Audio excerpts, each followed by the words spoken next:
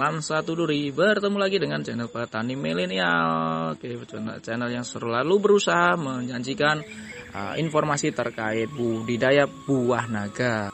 Oke, pada konten kali ini Petani Milenial berusaha untuk menyajikan informasi terkait dengan buah naga di Banyuwangi, di Indonesia, di seluruh dunia. Buah naga ya, walaupun bukan berasal dari Asia, buah naga ini banyak dikonsumsi di Asia ya, di China, di Thailand, di Indonesia, di negeri jiran ya. Walaupun awal dari buah naga itu adalah dari negara Meksiko ya, Amerika Tengah, kemudian Amerika Selatan, juga di daerah Guyana ya.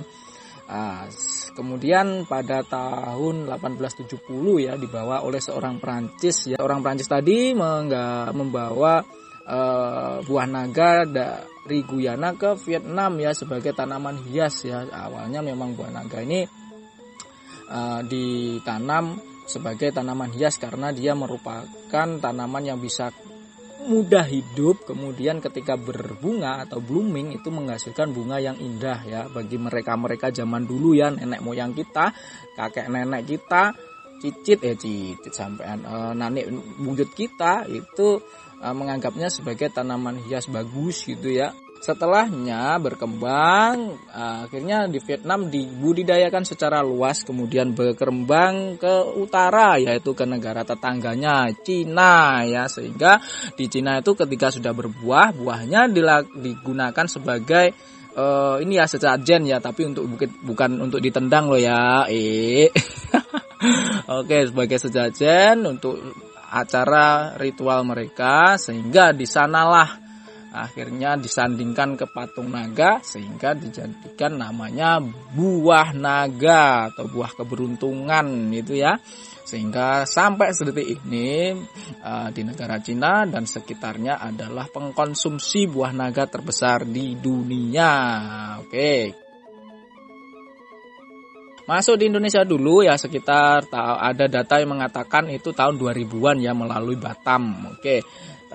Memang buah naga ngetren ya di Indonesia itu dibudidayakan secara masif untuk produksi itu memang setelah tahun 2000-an, 2005. Kalau di Banyuwangi itu sudah 2005, ada yang sudah nanam tapi bingung waktu panen, bingung jualnya kemana gitu ya. Waktu dulu masuk adalah buah naga putih ya. Oke, kemudian viral pada awal tahun 2009 itu sudah mulai viral, banyak orang yang kaya dengan buah naga sehingga banyak berbondong-bondong berpindah komoditas dari komoditas lain menjadi komoditas buah naga. Banyak yang munggah haji ya, bayar utang bank, beli rumah, beli sawah karena buah naga, karena harganya dulu mahal guys awal-awal ya.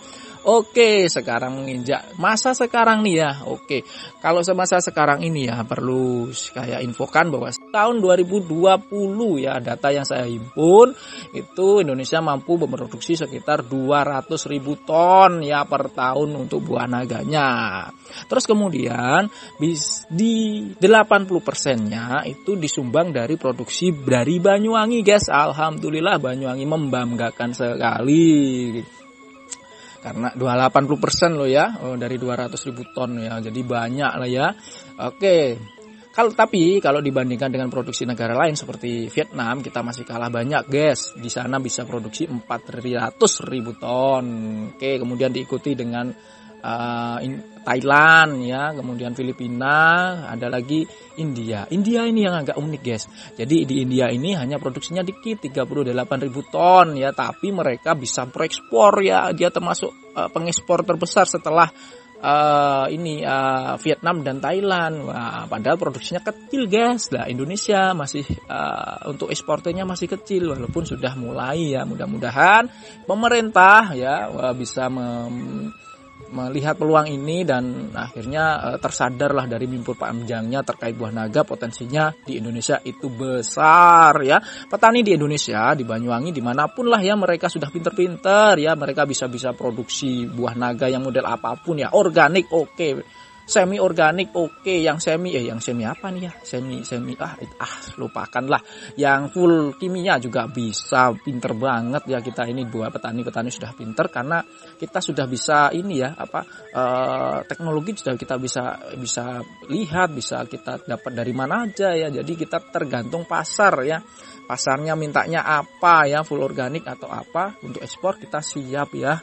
Jadi mudah-mudahan ini ke depan kita bisa melakukan ekspansi pasar ya untuk buah naga di Indonesia. Amin. Oke, untuk info terkait dengan penyakit ya, ini penyakit ini memang kalau kita lihat dari sisi negatif ya, ini musibah ya, seperti corona ini ya, banyak yang akhirnya tumbang karena penyakit corona ya, usaha banyak yang tumbang. Sama di buah naga ini ada cacar. Wah, ini menyebabkan banyak petani yang tumbang. Tenang saja, tidak hanya di Indonesia, tidak hanya di Banyuwangi, tapi di seluruh dunia. Di Australia banyak yang gagal panen dan akhirnya bangkrut juga. Di Vietnam banyak yang ditebangi, yang kemarin di video sempat viral ya. Kemudian banyak yang buahnya dibuang ke selokan. Kalau kita dulu di Indonesia ada yang dibuang di kalenan, di kali. Kalau di sana hanya di kalenan ya, masih banggaan kita lah, masih di kali ya. Oke, jadi hal itu banyak terjadilah seluruh dunia karena buah naganya rusak ya, karena cacar. Jadi memang itu musibah kalau kita pandang secara negatif. Tapi kalau kita pandang secara positif, ini juga berkah saudara, karena terjadi perluasan lahan yang masif ya. Kalau tidak ada pembatas secara alami, ini akan juga terjadi ledakan produksi, sehingga nanti siapa nih yang makan? Ayo mikir ya. Jadi secara alamiah Tuhan sudah bisa Tuhan merencanakan hal yang lain ya. Jadi ketika populasi tinggi ada nih penyakitnya pasti ya. Jadi itu adalah pembatas alami yang mana untuk membatasi produksi, yang mana siapa yang bisa mampu bertahan, disitulah dia akan sukses. Oke. Jadi intinya siapa yang bertahan loh ya, pasti akan sukses. Oke, itu sekian dari informasi petani milenial. Kalau ada salah-salah ngomong nih kita minta maaf karena manusia tempatnya dosa, apalagi hanya petani milenial. Oke, saya akhiri. Salam satu duri.